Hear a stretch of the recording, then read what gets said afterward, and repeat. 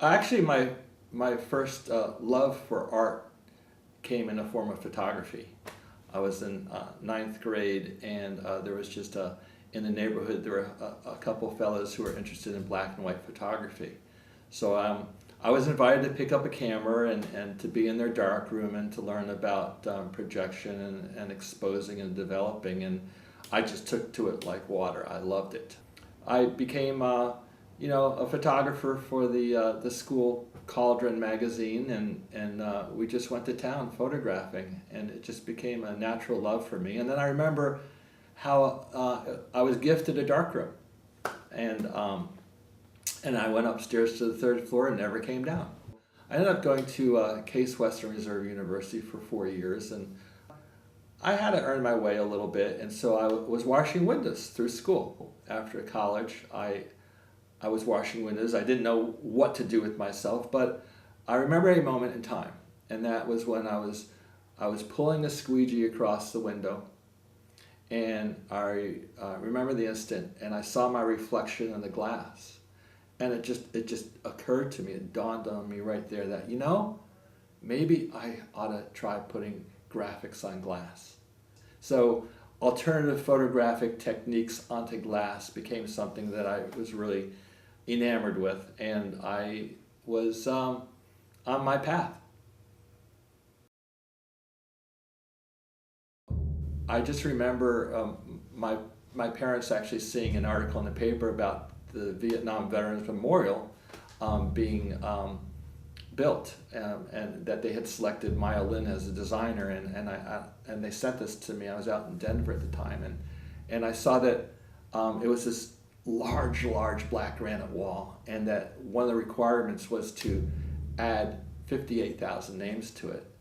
And I knew that method wasn't effectively known in the tombstone industry, and I thought, well, maybe it's something that I could help contribute to, because I had basically gotten a good handle on photo stenciled sandblasting.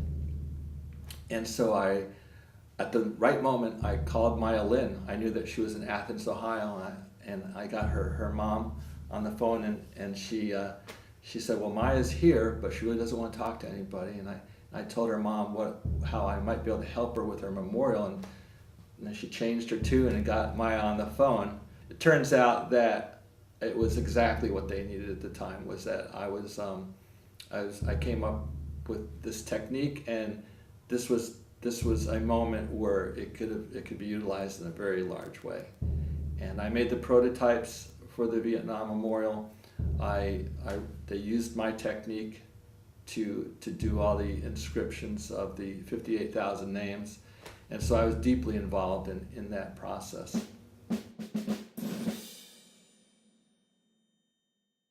After I did the memorial, the Vietnam Veterans Memorial, I had a lot more confidence as far as doing large-scale projects, but I didn't really know how to get involved in that. So when I came to Sanibel, I met a fellow by the name of Will Schlosser, who became a patron of significant magnitude, and this is why, because there were two jobs that I wanted to do within a year of each other, and that was to create a 25-foot wall at Barbara B. Mann Performing Arts Hall, as well as a very large public art commission at the Bailey Matthew Shell Museum.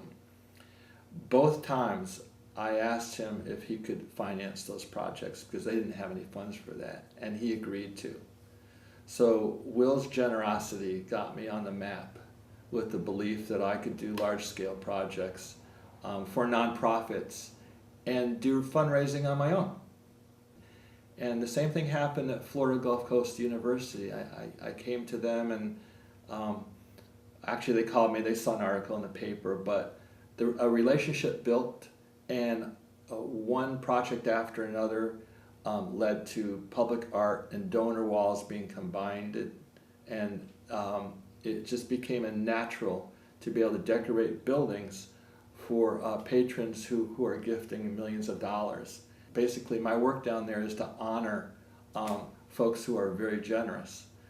My first project at FGCU was doing Leonardo da Vinci's work on glass at the Whitaker Science Hall.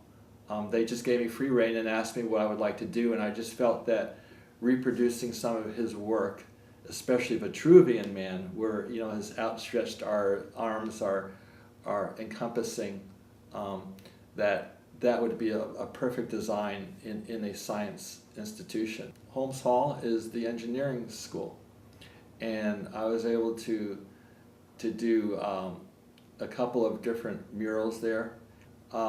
I did a mural of Archimedes, and basically the thought there was using a lever. So just give me a lever and I can move the world.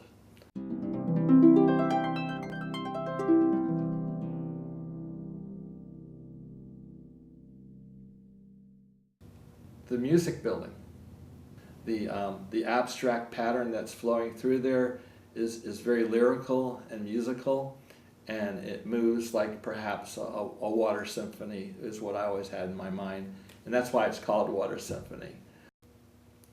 At the library, I created the 15th anniversary sculpture for the city of Sanibel, and there are 3 dolphins on this sculpture, and I actually used a water jet to cut out the edge. This residential elevator was an opportunity to work in a large format, and I decided to bring palm fronds into the house, and I think it worked out beautifully. This eternal light was created utilizing sea oats, and it represents the unity of faith on Sanibel-Captiva. It was an idea commissioned by Al and Sally Hanser. Sometimes what you do when you're a child, you can compile that and it comes together. And so I'm a glass artist in part because I was washing windows. I'm an etcher or an engraver in part because I was engraving skis, in 9th grade. I was able to bring in photo elements because my love for photography was able to be spread onto a building material. So the elements of engraving skis and washing windows and photography as a young adult, they just drew together, and today it's who I am.